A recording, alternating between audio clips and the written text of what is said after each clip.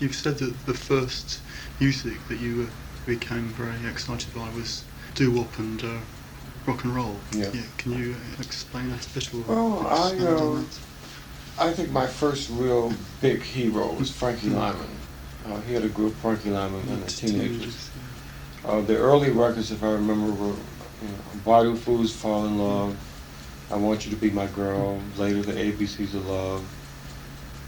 He was a very good composer, first of all, and a very special singer. And then the arrangements of the group were restructured as far as I'm concerned.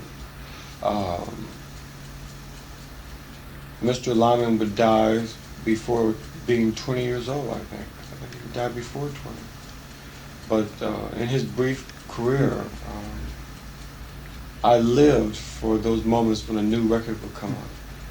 There was a record store on 58th Street, and this was like a very good record store.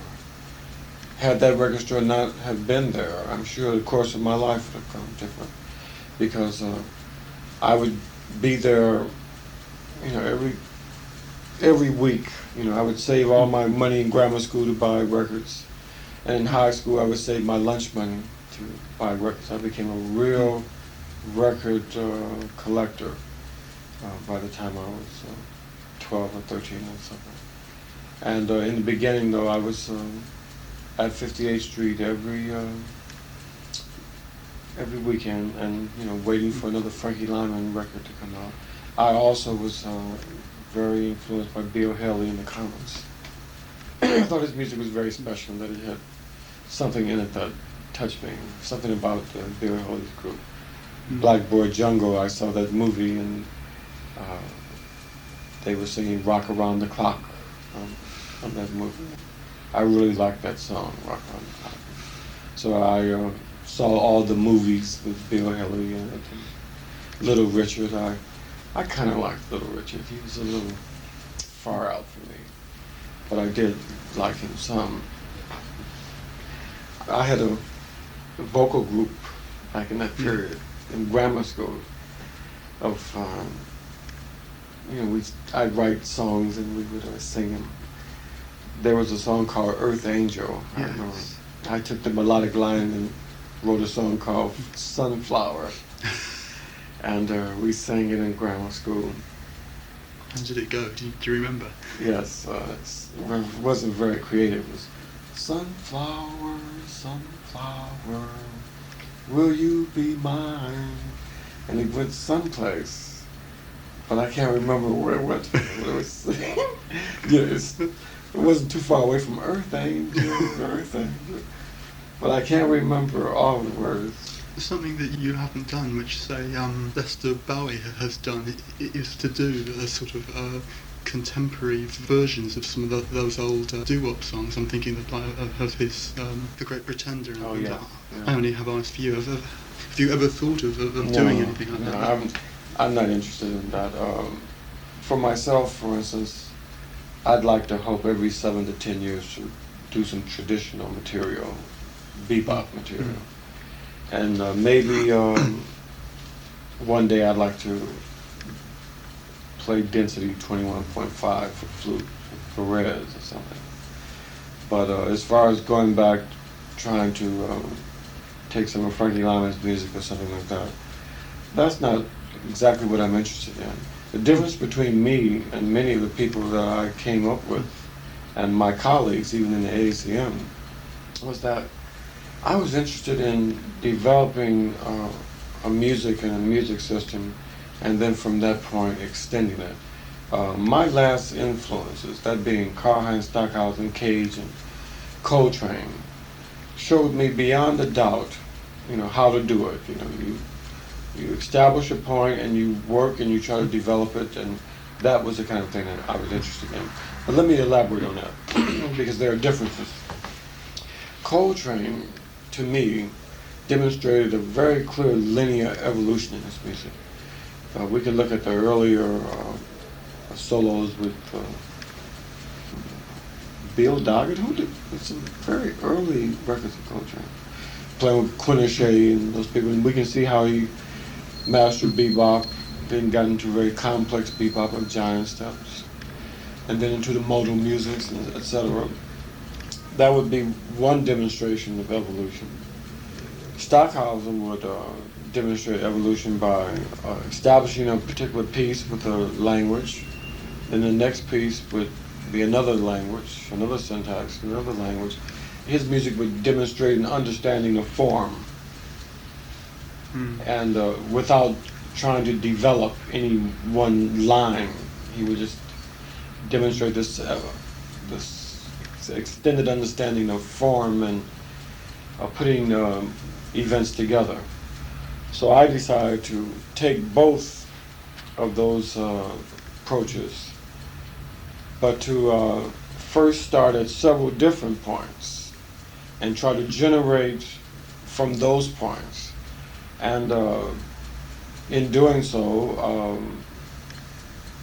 this would be in accordance with what I learned from Mr. Coltrane and Mr. Stockhausen. John Coltrane, to me, I don't know. This man is awesome.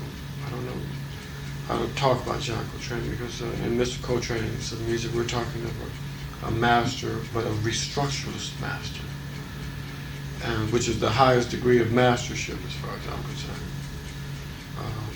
Every period of Mr. Coltrane's music demonstrated a unique personal vision, and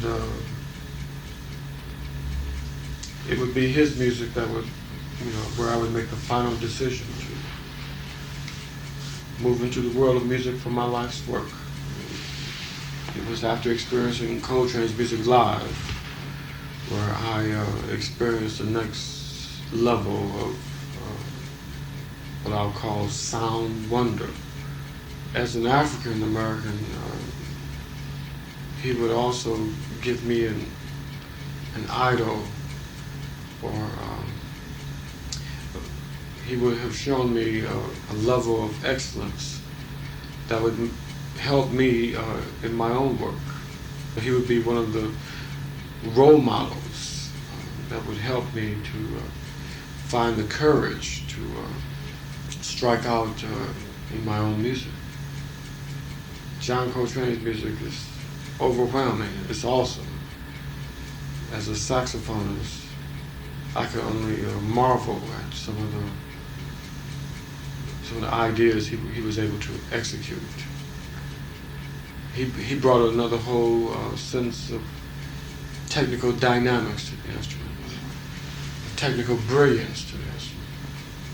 And at every period, the music had his own unique stamp.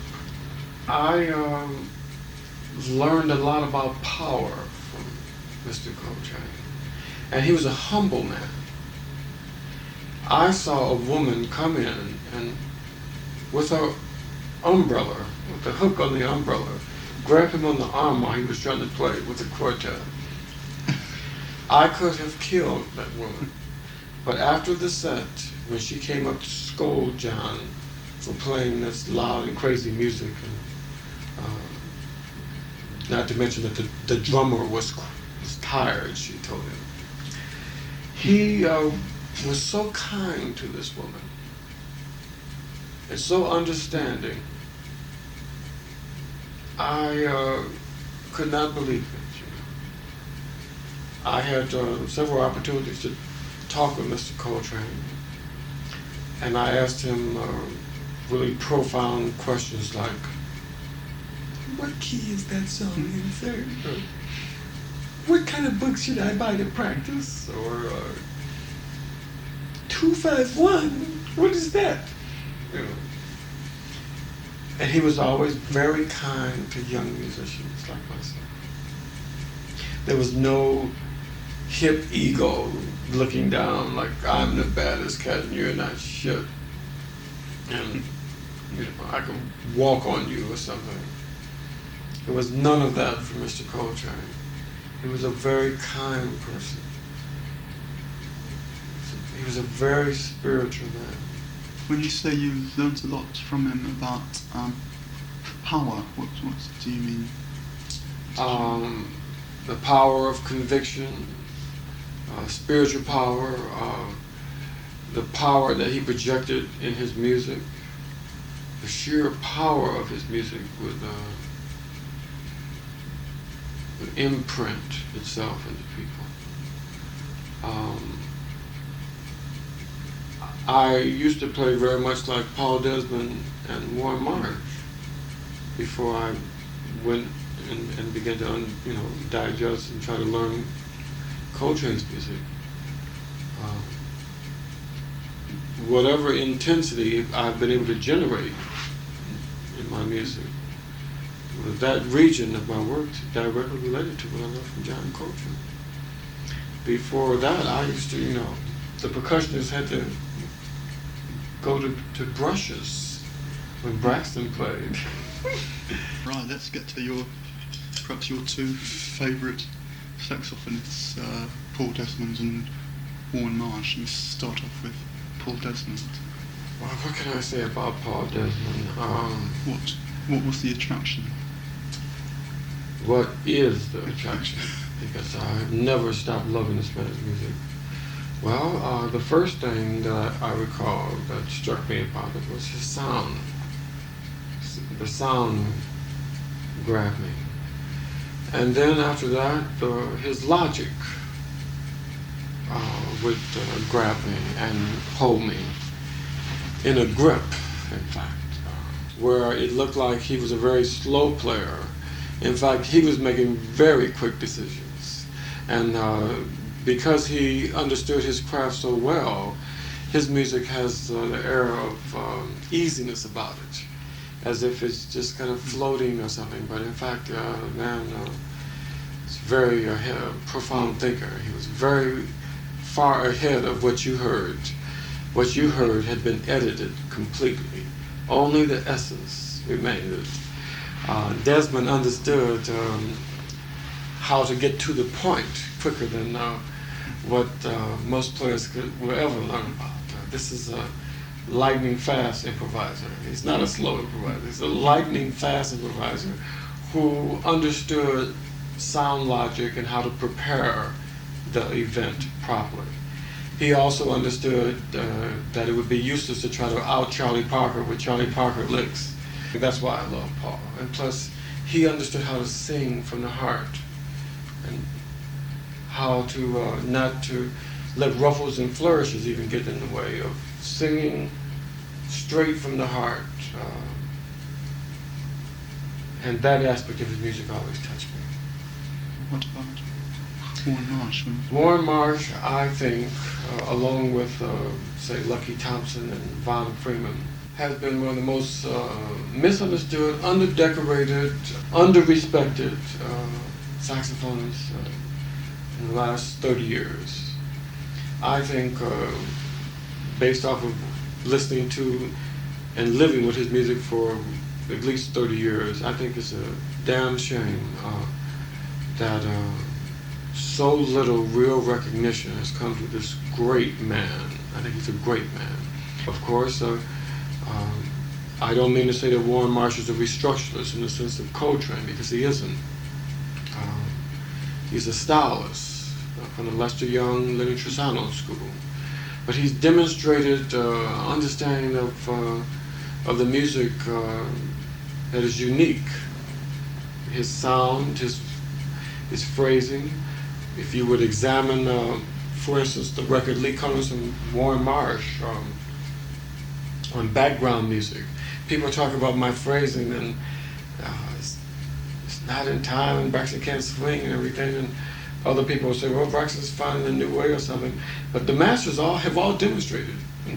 Charlie Parker or Desmond or Jackie McLean or Arnie Coleman.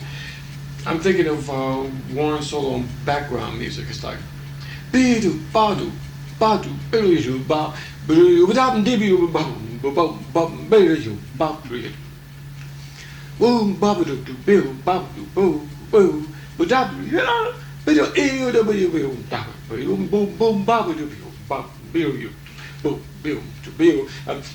I just think that the symbolic weight of Mr. Marsh's solos used to drive me crazy. There's a record called Warren Marsh with Philly Joe Jones and Paul Chambers and Ronnie Ball. And they're playing a piece called Excerpt, which is really I Remember April. And his solo is out. It's out. It's out. I mean, he could have been hung for a solo like that. It's so inside the chord changes where he's really somewhere else. I mean, it's almost like knowing the context so much, you're free. You're free because you understand the rules on such a level where you can do anything you want to do. See, that's what freedom is. Freedom isn't, you can't be free unless there's a context to be free from. Existential freedom is non-evolutionary. That's what we are seeing now. Marsh has always demonstrated a very special insight into the reality of vertical harmonic improvisation. Your first LP was the 3 compositions of new jazz, but it was the second LP which really caused a stir because it was a solo saxophone. Why did you do that? What was the reason? Because I wanted to establish my piano music. That's just, I can play piano, so basically what I was talking about yesterday. I was in love with solo piano music, especially Schoenberg's piano music, and then later I would discover Fats Waller and Stockhausen's piano music. And Stockhausen's piano music, piano piece 4, 6, and 10, that did it. That did it. And so I just decided it's time to create a vocabulary syntax for solo saxophone.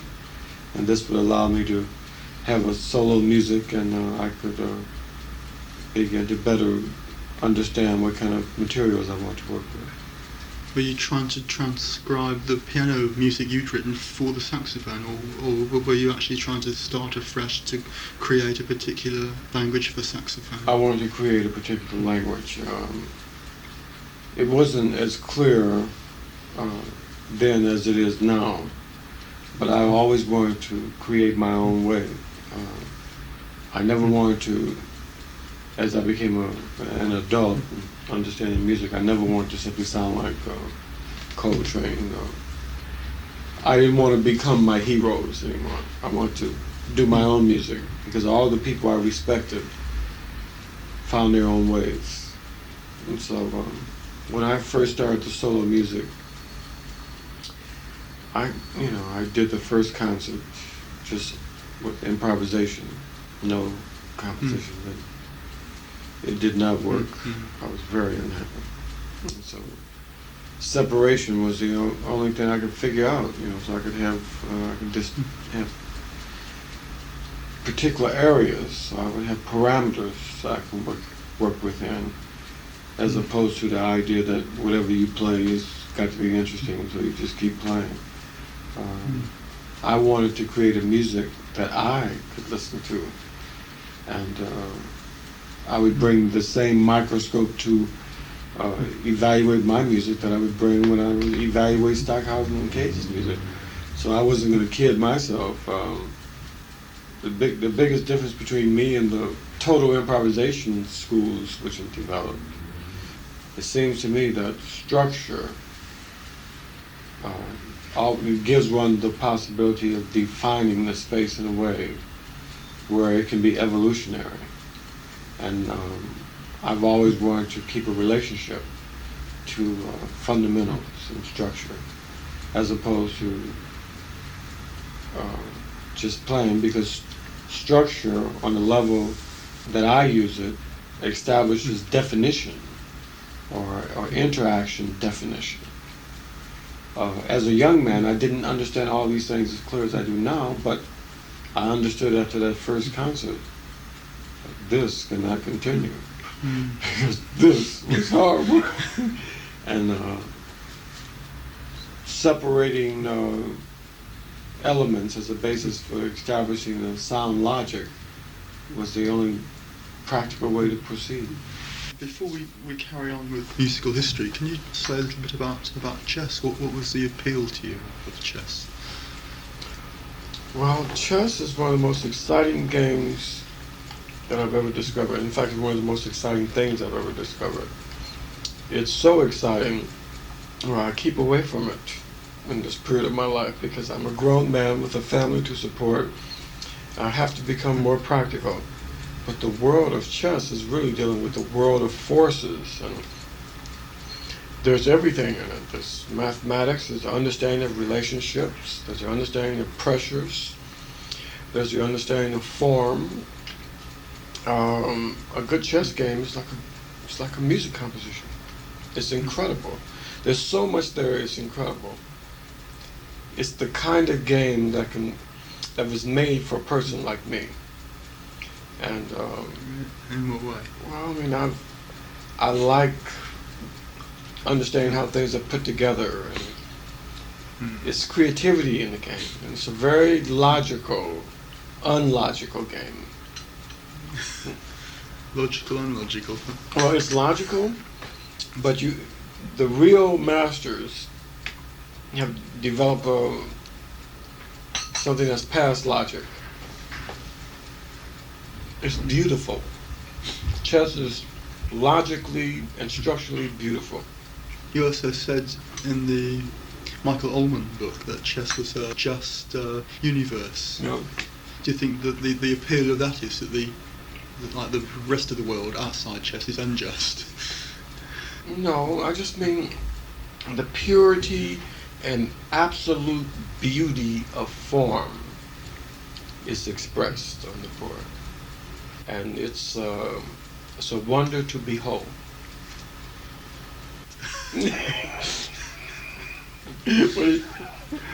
What are you thinking?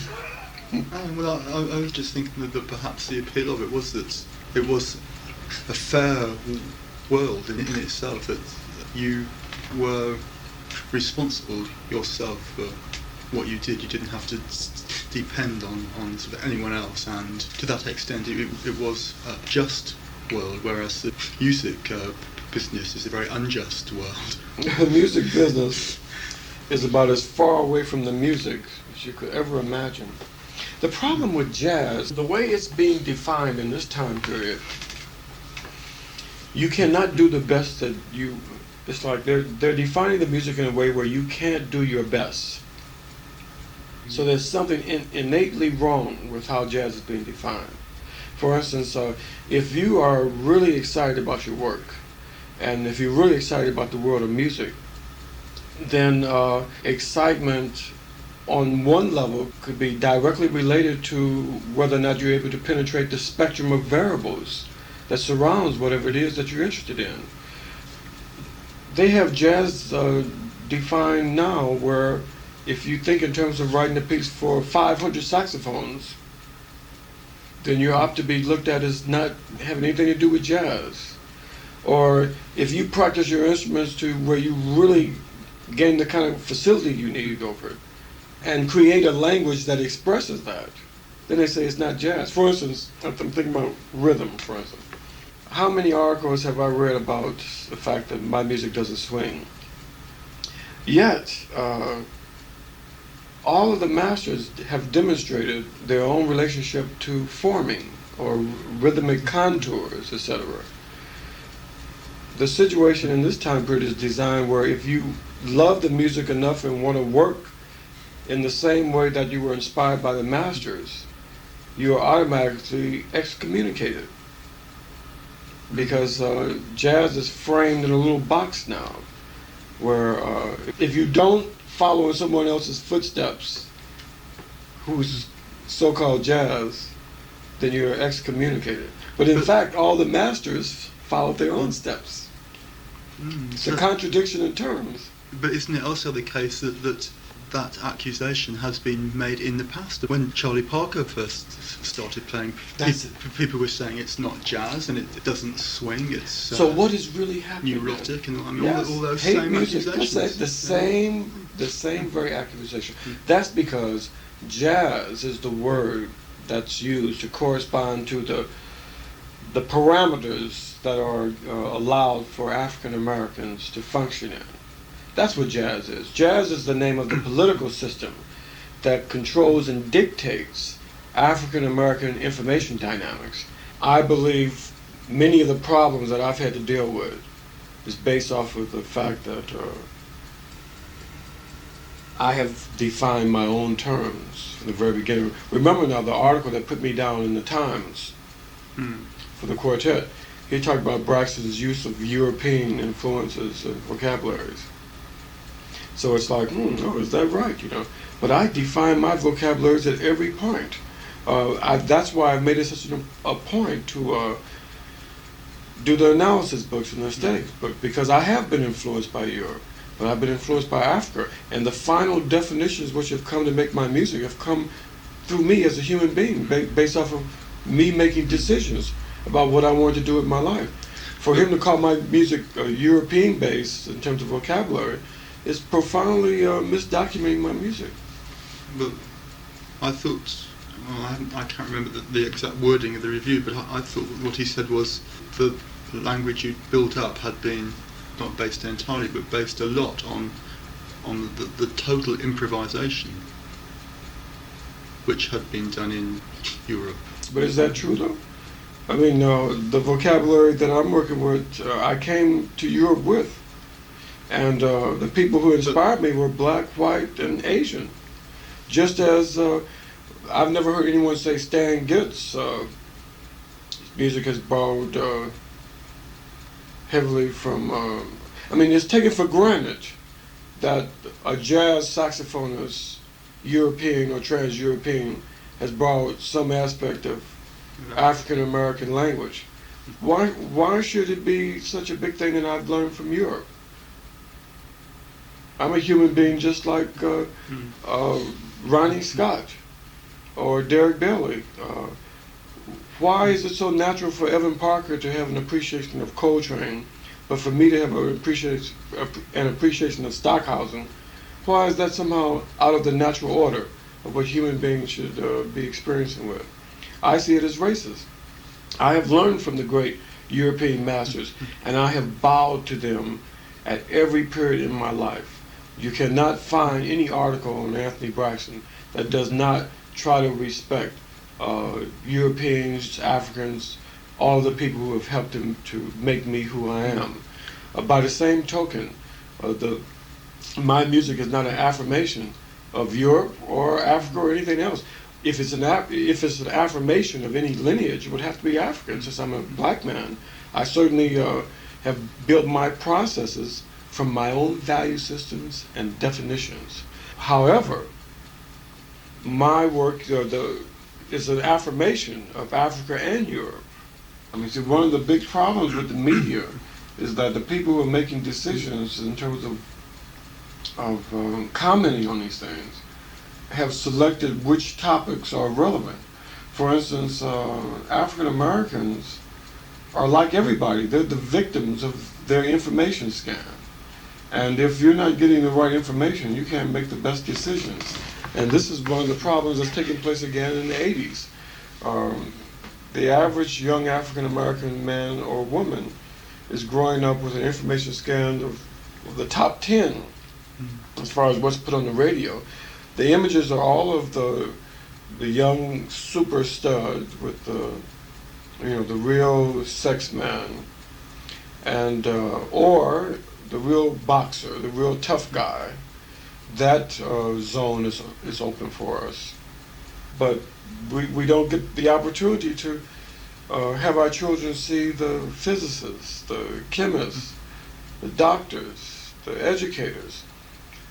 There's a whole group of African Americans who have been interested in achieving, but they're not talked about. And those are not the images that are being held up for young people. Everybody knows more about African Americans than they know about themselves, and that's true of me too. I've had to learn more about Fats Waller's music in Paris than I ever learned in Chicago, because I didn't have that information as a young man. So the fact that James P. Johnson was a composer, the fact that Bach and Haydn are black Germans, That information has been known by Europeans, but they don't talk about it. You said it was Beethoven, What did I just say? Bach and Haydn. Oh, excuse me, not Bach. Yes. Beethoven. Beethoven, excuse me. Yeah, and I could be killed for that. I didn't know this. Can you explain? Well, the Beethovens. Well, first of all, check out the Thayer Beethoven book. They mentioned, I don't have the page number, I don't have the book with me. The Beethovens, well, let's go back to the formation of classical music in Spain. In that whole period in time, there were two invasions of Moors. One was the Arabic Moors, one was the African Moors. And then there were migrations. The Beethovens are documented as living in Belgium, in Brussels, in a very integrated section. And later, his father got a job in Bonn, became Kapellmeister. And Beethoven was known as the Black Spaniard of Bonn. I will send you some information on this as soon as I get my stuff out of storage. There's a black scholar who did work on this. But Thayer himself mentions it in his book on Beethoven. There's more than enough evidence to suggest that Mr. Beethoven wasn't exactly the man that appears on the statues these days. Nothing new. It's nothing even to be surprised about. Whether he was black or not in the final analysis is irrelevant. My point is this. There were, in the early period of the solidification of Western art music in Europe, in Vienna, in those very periods of hot activity, there's always been a tradition of African instrumentalists, men and women. And there's also a tradition of African composers, men and women. And this is documented not just in this time period, in every time period. I might also add there's a lineage of trans-European creative people who have been improvisers, what I call creative musicians. And they have always been there, documented in every time period. But people are not being given that information. People are given one criteria of information that addresses itself to one spectrum of value systems which are conducive to one set of political dynamics and equals this time period. I think, in the beginning I didn't realize that the titles would cause such a storm. But it was irrelevant. I've always been, as they say, inflexible. The titling system, as much of this, even more than the music, of course, but I can't say that. I'd say the titling and the music has changed radically in the last 10 years. And it will change radically in the next 10 years, probably again.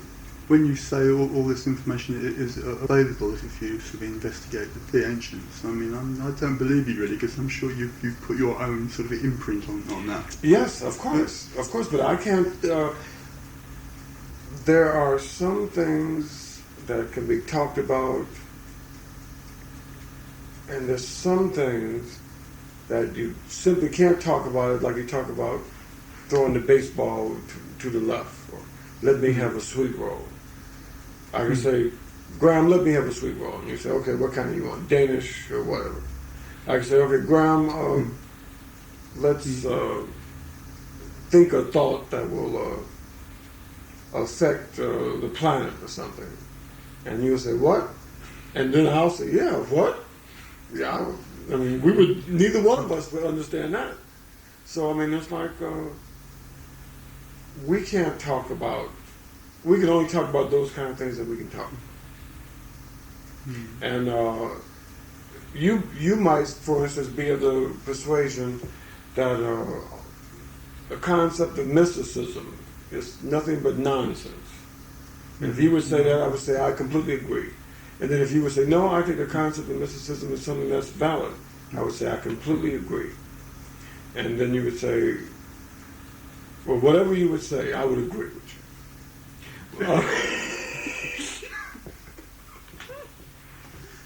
But as far as the ancients are concerned, there are things about this experience that can be understood. There are some things that cannot be understood. But for the things that can be understood, you cannot understand it by staring on top of a box or putting two bricks together, talking about, yep, this is it. And so, to enter the world of my titles, as far as what is that, well, we can't even deal with that right now. We can't even deal with that. Believe me, we can't deal with it. Let's say it's nonsense that Braxton's developed. But it's not. I mean, it's not nonsense.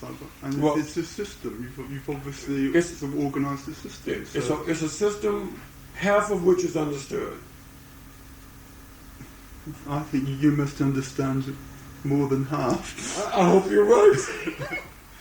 So if you can understand it, why can't you explain it? Because there's areas of information does not appear in the New York Times for a reason. But there are areas of information which are being overlooked or ignored. Let's talk about them. I'm not saying that there are areas that are being overlooked or ignored. I'm saying that there's a lot of misuse of some of the upper partial information. And that misuse is happening because whatever the forces are that's misusing it, those forces are fulfilling their destinies. The important thing for me is that this is not the time to talk about the mystery system implications of my music. And if I would talk too much about the titles, we would, in fact, be talking about my mystical feelings and beliefs with respect to forces and forms and etc. And this information is not even something I can begin to talk about. Fortunately, I don't even know it. Well, I don't believe you at all. I'm telling you the truth. Presumably, you could actually build up an entirely new kind of structural language here, because you could take like the bass and drum pulse track from one composition and put it with the piano track from a different composition. Oh, we've gone past that. that. Yes. Well, we've gone past that even now. We are dealing with the quartet music at this point in time. Pulse track structures are taking place in the space of the music, along with extended notated pieces from different compositions. I have, in the last year, begun to throw all my structures into the quartet. To think in terms of creating giant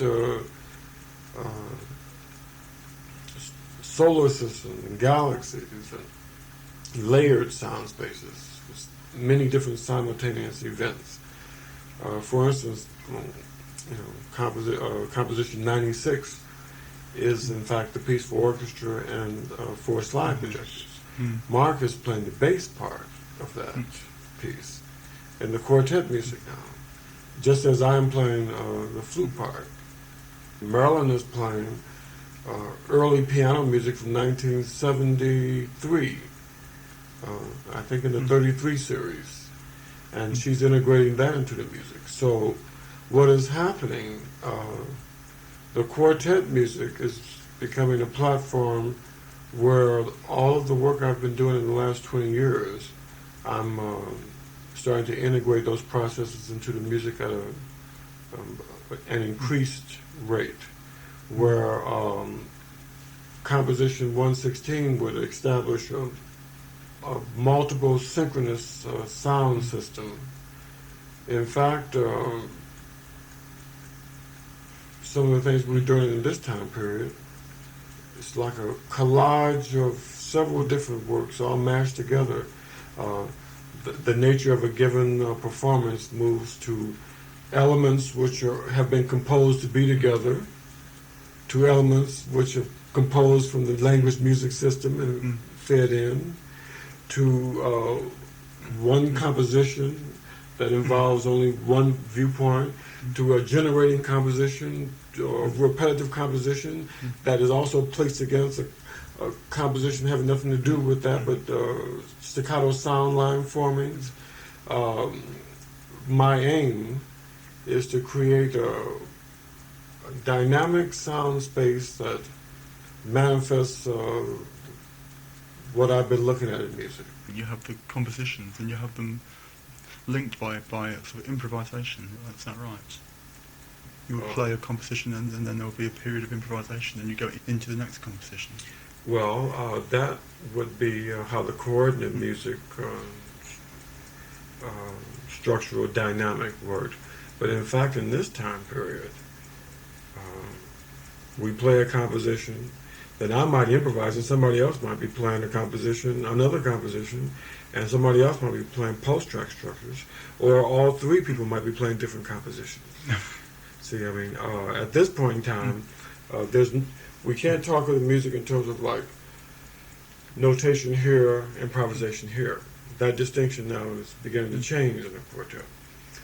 At various points in the music, somebody could be playing structural models, notated models, language models, extended improvisation, unified structures, cross structures, opposition structures. We're dealing now with the dynamic of collage structural formings and what that will mean for the next cycle of music. At the beginning of the set, you say we're going to do like 40B, 160. I named the primary territories. Yeah. Yes, and then I'll say maybe a piano solo tonight. Well, I want you to play a piano solo. She'll pick from the material that she has. She has about 200 pages of mine of piano music. She picks which zone she wants to play. And so the territories of the music are designed by me before each performance. But in fact, that's what they are. It's territories, and each territory establishes a particular interaction. What I'm trying to find out is how do you plot or plan the movement from one territory into the next territory? Well, that would go back to the coordinate music structural dynamics. And the choices for the coordinate music dynamics just involve first creating a body of works that would address different kinds of structural problems so that the music would have diversity. And then based off of just musical and just feeling needs, put together a set that will be interesting to you, that you think will work. Yes, that's not the question, actually. What I want to find out is, you play 40B, and you come to the end of 40B, but you don't just stop playing and then start on 116. You always link the compositions in some way, and what I'm trying to find out is how you do that. We link, well, we have several different ways, but the most basic way is we go into open improvisation. And so open improvisation in my music has become the, what's the word, is it morass? No, that just means like a swamp. Yeah, okay, well, like the vibrational fabric or liquid of the music. It's like the vibrational liquid in between structural defined regions. And where as young men we were interested in only improvisation, collective improvisation as a sole context, and then later we added structural ingredients. Now improvisation is like the liquid that solidifies the processes in the space. And it takes place inside the compositions as well, so it's that's like right. outside and inside. Yes, yeah. That's right. So I mean, again, the dynamic hopefully is getting broader, so that there'll be more variables to work in. That's what I was interested in, finding structural context that would be equal to the new possibilities that was forming. Can we talk now for a bit about the orchestral works and what you mean by environment in the case of those works? Well, for instance, the multi-orchestra work, first one being 82, was a response to Stockhausen's and Ackers and the people I named before.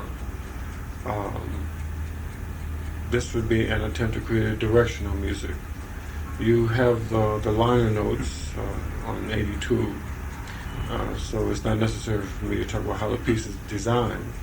I'll only mention this design in the context of saying the actual performance itself would have to be in an environment. The musicians are in different levels, just like a city, pointing in different directions, with chairs that turn directions, swivel chairs. After the pieces for 10 orchestras moved into the large orchestra pieces, I envisioned TV systems, telecommunications becoming a part of the process of the music to help transfer information from regions of the planet to create an alternative event context. So, where would the audience be? Would they be in a room watching TV screens? You'd have like each orchestra would be on the screen? Or... No, people would just be walking down the street living their normal lives. I mean, by the time we get to the planet level of music, I'm not talking about going to the auditorium to hear some music. I'm talking about sound being generated as part of the whole life experience. So you just walk down the road and it would be there? Yeah, kind of like what it is right now. Suppose you didn't want to hear it. I mean, what would you do then? Then you'd have to get out of the concert. Yeah, but how? where is the exit? Well, it'd be called go to a planet where this is not happening. I mean, we're talking now about projects which won't be realized tomorrow. Well, by the time the information is developed to deal with information on that level, I'm sure that there'll be, there'll be a planet for you, a planet for me. It just depends on how this transpired. I imagine when we start talking about star systems linking to perform a piece, I'm sure that the people who are the inhabitants will have to be in agreement or there'll be no concert. Let me put this in perspective. We're really talking about the reality of forces and how given forces in the inner space can create a context for existence. That's what we're really talking about when we begin to talk about galactic formings, etc. Look at what human beings are doing on the planet right now. Obviously, we're not helping the state of the planet in terms of some of the, shall we say, more adverse effects of present-day technological dynamics, I'll put it like that. What's wrong with the idea of, at some point, getting an understanding of information that can have a music to heal deserts? Because the planet is alive too. What about having a music that can help in concept of earthquakes? What about a music that can help establish physicality? To establish, music as a practical tool to help create planets and states of being, so that since we've made this planet unhealthy, we can go to another planet. Or if we can heal this planet, we can still might want to go to another planet just because it exists and there are other things to experience. Everything is related to the thought process, and to have the idea means that at some point it can't be my idea, it must be in the air. But are you doing research along those lines to find out what particular science can do? Well, at this point, I mean, I'm just trying to get through this tour. How far have you got now with your multi-orchestral works? I'm almost finished with a piece for 5 orchestras, which was in the catalogs, 4 orchestras. Yes. A friend of mine duly noted. And I decided when I was writing it, I have a piece for 4 orchestras, why should I write another? So I decided to move it on up. So 5. If you got 4, you might as well have 5. What's the difference? But you're falling behind schedule quite a lot on that sort of projected series. Graham, I can tell you quite honestly, falling behind schedule rarely, doesn't even begin to touch how far behind I am. The last 15 years of my life, we've been dealing with such intense, not just poverty, but the struggle has been so intense. I'm happy to still know how to play a C major scale at this point. Yes, I am way behind schedule, but I'm happy to still be on the planet to have a schedule. There were times I considered, we will go on. It might be considered a little impractical to talk about plans for pieces between different star systems. No, I don't think it's impractical. I think it's impractical maybe to give an actual year. That's what I've learned. You still think it could happen? It's not a question of it could happen. You're going to write the piece? Of course I'm going to write the piece. There are much bigger ideas than that. Are you kidding? Such as? Come on, let's have one. I've said enough. The challenge of creativity as far as I'm concerned, is to, move towards the greatest thought that you can think of. One thing when we talked about structure last time, you said that you were interested in structure because you found out that certain structures would make certain things happen. That's right. And I want to know, what are the things, what kind of things are you talking about when you say that certain structures make things happen? Well, I'm saying that the reality of a given set of variables in the space sets into motion many different variables, vibrational variables. The problem with the West, or the problem with the nature of present-day Western expansionism, has been, in many cases, we've tapped into various areas of fundamentals, but we have forgotten the primary information that made a given area what it is. We're working with a lot of areas of information that we don't really understand the spiritual function. We're only dealing with this empirical function, or what happens when a given set of empirical operatives are put into the space. And I'm saying that there's no real function without its meta function and significance. And so this is part of, part of the problem. In Triaxiom 1, when I talk about the Indian music, I'm saying that they've designed a music where when a given scale is played, that scale, they'll tell you what the scale is. When people die, there's a music for dying. When people are born, there's a music. There's different musics to different ceremonies. That's why I say the concept of the ritual is the highest possible function, because the ritual is an affirmation. We've lost that since the onslaught of the technocrat European. And what we have instead is the wonder of what empirical logics are set into motion based off of what criteria, empirical criteria. I'm saying that's interesting, and that I am as grateful as everyone for the wonderful discoveries that we have, whether it's frozen TV dinners or going to see the chicken fight. I'm constantly amazed at the wonder of Western culture, and I have nothing but respect for those wonderful individuals like Mayor Daley, who helped to make this possible. But in the process, I believe that there are other variables which have been sacrificed to in this time period, based off of value systems. And some of those fundamentals have certainly made life in Black America complex.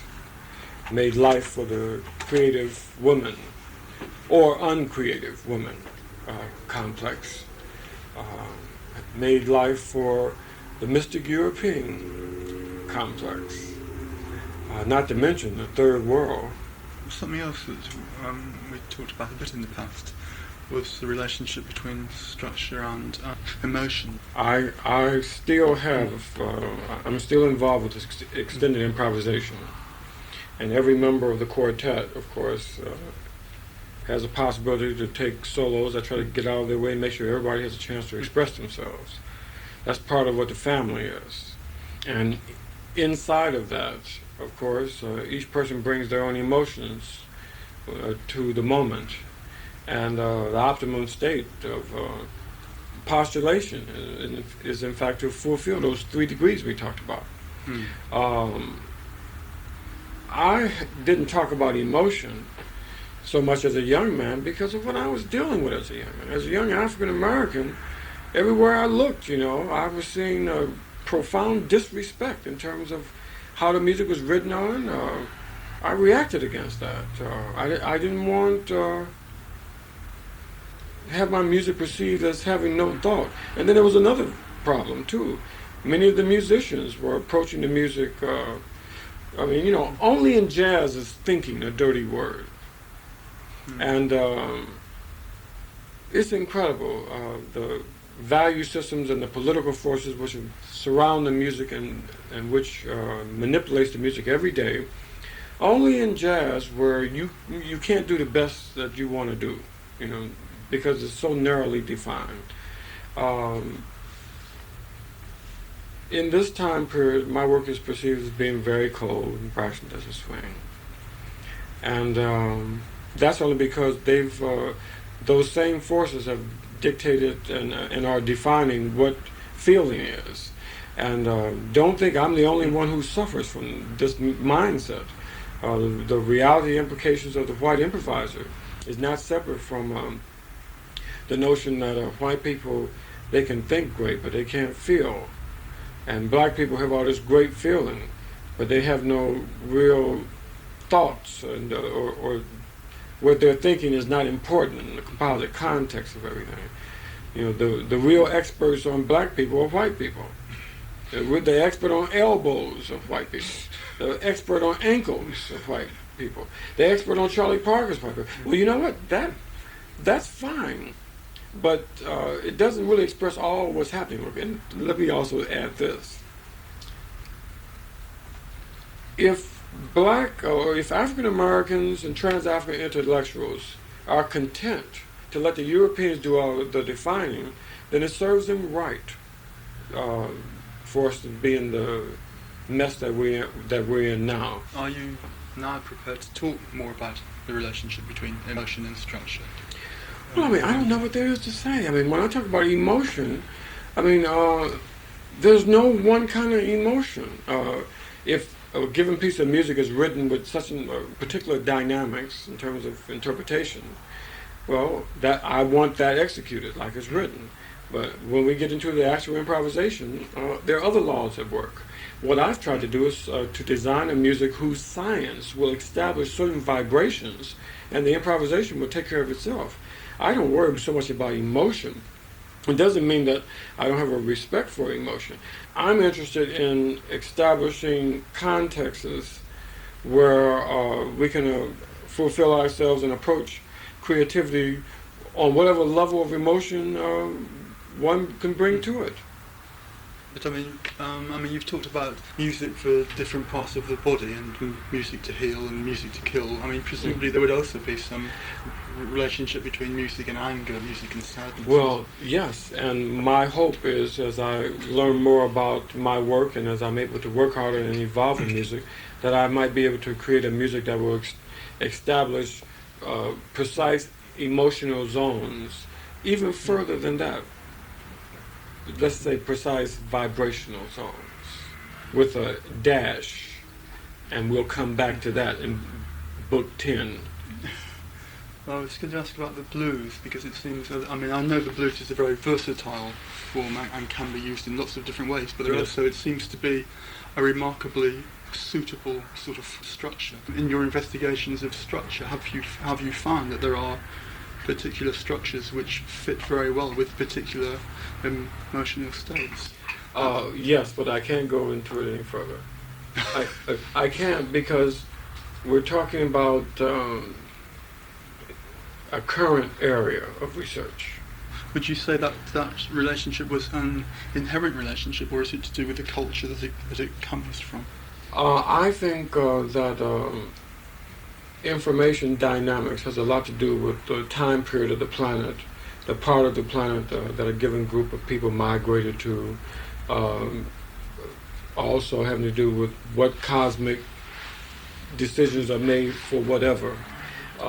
And as such, yes, I think that that there is a meta-reality dynamic for every primary information stream that is manifested in different ways, but establishes the same forces in motion in every time period. Can you say what you think music actually is and what it's for, or is it just sort of there and can be used by people for good or for evil? Or I think what we call music is a limitation, but I think the world of vibrations is what this experience is part of.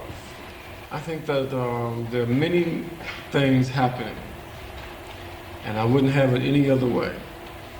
And I also think I don't have the slightest idea what is happening at all. And it's okay with me. you haven't actually answered the question. Well, because your question is so complex. I mean, Well, I asked this rather a big question. I think what we call music is a part of the forces which are available on the planet. And I mean, everything is a vibration, isn't it? We can just talk about different degrees of density. I think that music is what can happen through sound, through vibration. Music has a lot to do with intention and has a lot to do with the upper partials. As much to do with that as anything.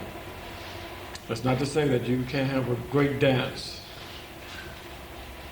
There are times when only a great dance will do, and I can respect that. There are many other areas related to the subject of music. Music does not exist separate from its meta-reality and vibrational function and implications, as far as I'm concerned. Not only a scientific degree, but it's vibrational and mystical degree. Do you make a distinction between spiritual and mystical and vibrational, or are they all sort of words that mean approximately the same kind Well, of I make concern? distinctions by spiritual. I'm talking with respect to God, but then for the person